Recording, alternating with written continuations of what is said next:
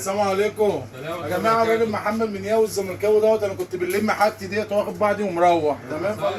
بيتكلم على انت مهم، فقال لي ده كاس العالم ده بطوله وديه.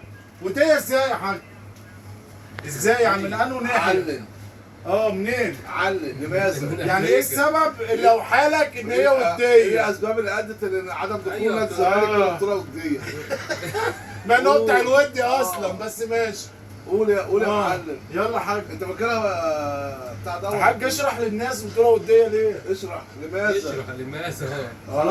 خلاص يا جماعه، والله الرد واضح على وشه يعني. ويا عم عادي بيقول لك وديه. طالع على وشه يقول لك اصلك برشلونه ما راحش وليفربول، طب ما ريال مدريد راح، طب ما السيتي راح، ما خدوش بطوله اوروبا. طب ما نادي استعراضيه ازاي يا حاج؟ ده كاس عالم رسمي يا جدعان. استعراضيه ايه؟ انت عارف يعني اللي جوزها 48 مليون استعراضيه. عارف ان الاول هياخد 125 مليون. ايه حاج ده؟ ايه 25 مليون دولار؟ نص الدنيا